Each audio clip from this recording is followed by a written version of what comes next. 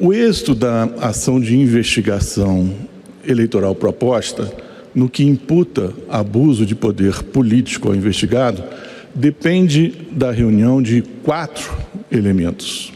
Primeiro, a condição de agente público do sujeito da conduta.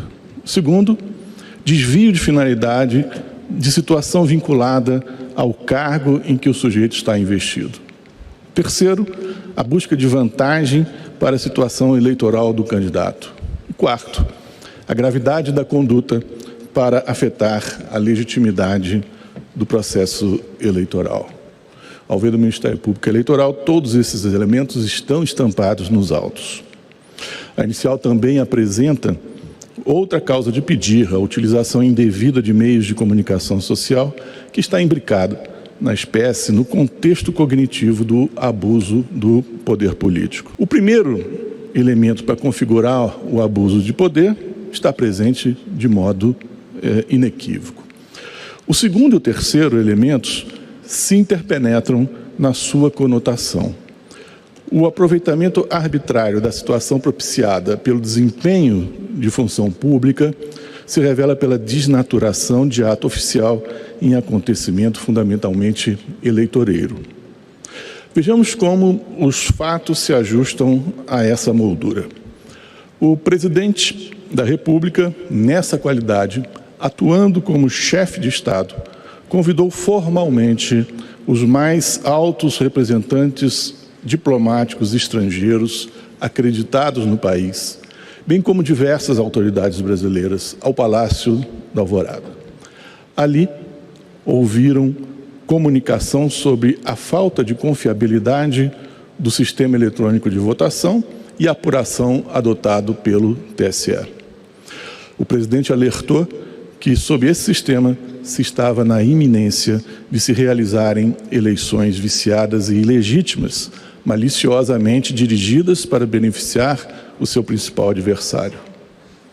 O discurso ganhou difusão nacional por meio de sistema de televisionamento público federal e por meio de reprodução em redes sociais do investigado. O discurso, portanto, também se dirigiu ao conjunto dos eleitores brasileiros e não apenas a representantes diplomáticos que, evidentemente, não possuem capacidade eleitoral ativa. Está caracterizado que o candidato à reeleição se valeu da sua situação funcional de presidente da República para, mediante notícias que sabia ou deveria saber que serem desavindas da verdade, obter a atenção e a adesão de eleitores. Está caracterizado o uso da função pública para benefício eleitoral indevido. O segundo e o terceiro elementos característicos do abuso de poder estão demonstrados. O quarto elemento, o da gravidade da conduta, pode ser enxergado sob 2 ângulos. A impugnação do sistema de votação e apuração, empreendida pelo presidente da República, com argumentos desautorizados pelos fatos, nas condições vistas, apresenta gravidade em si mesma. O discurso, que reiterava outros tantos, é apto para, por si, perturbar a tranquilidade institucional que deve ambientar as eleições no sistema democrático. A desconfiança quanto à fidelidade do resultado apurado à efetiva manifestação de vontade do eleitor é causa de estremecimento do apoio popular à própria existência de eleições. A normalidade e a legitimidade das eleições ficam atingidas.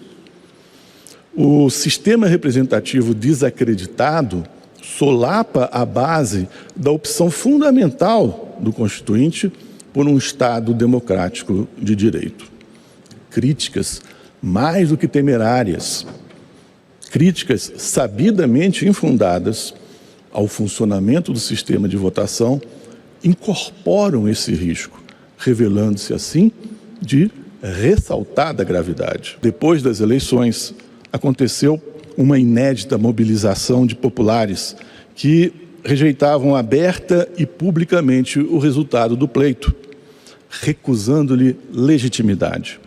acampamentos de pessoas pedindo medidas de ruptura da ordem constitucional, manifestações violentas de rua e bloqueio de rodovias foram promovidos por pessoas que aderiram à ideia da ilegitimidade das eleições. E estão ainda presentes e nítidas as imagens do dia 8 de janeiro de destruição e de assinte aos poderes constituídos.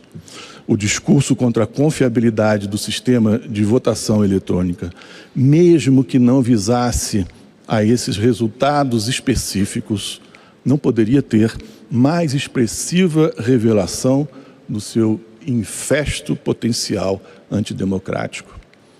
Igualmente, sob esse segundo ângulo, se exibe a gravidade das circunstâncias.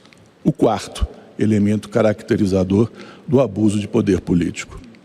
Ao ver do Ministério Público, portanto, estão reunidos todos os elementos definidores do abuso de poder político de que o candidato investigado é acusado.